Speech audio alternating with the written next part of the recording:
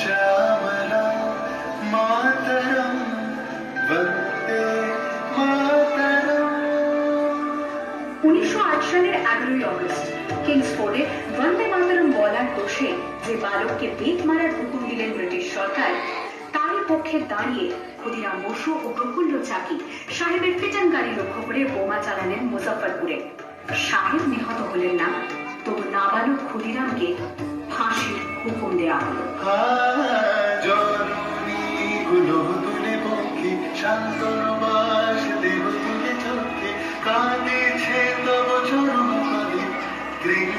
কোটি নরনারী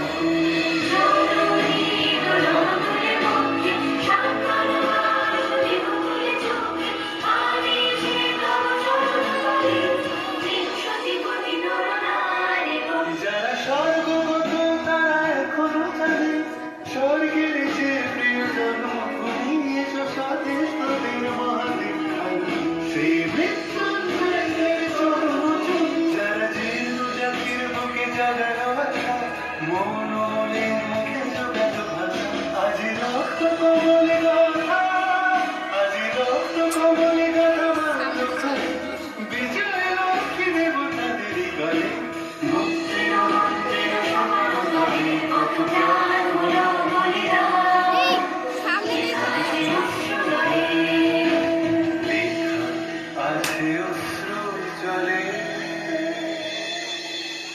সেপ্টেম্বর 1915 ইংরেজদের সঙ্গে সম্মুখ সমরের স্বাধীনতা ছিনিয়ে নিতে অস্ত্র আনার পরিকল্পনা করেন যতীন্দ্রনাথ মুখোপাধ্যায়।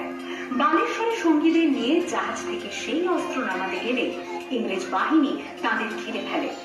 বুড়িপালনের তীরে লড়াই বাঁধে বিরাট ইংরেজ বাহিনী বনাম বাঘা যতীন ও তার 4 সতীর্থদের।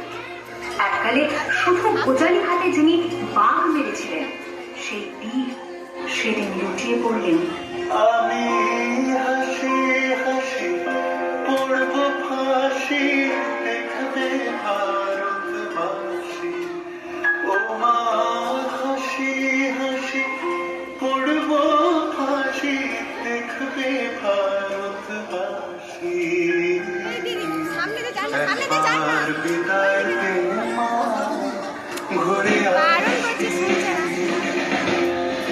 18 এপ্রিল 1918 মাস্টারদা সূর্য সেন ও তার 65 জন শিষ্য মিলে পরিকল্পনা করে চট্টগ্রামে ব্রিটিশ পুলিশের অস্ত্রাগার লুট করেন এবং তারপরে লুকিয়ে আশ্রয় নেয় জালালাবাদ পাহাড়ে।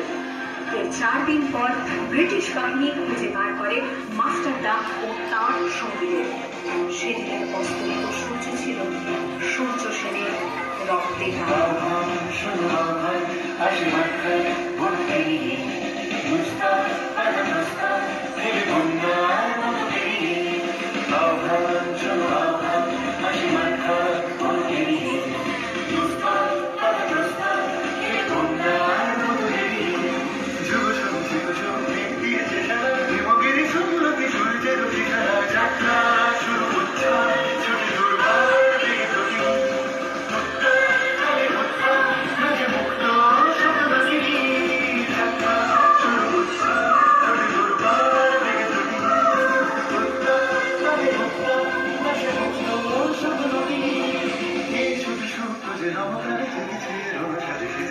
অধিকার অর্জনে সুখ সুখ যে নৌকারে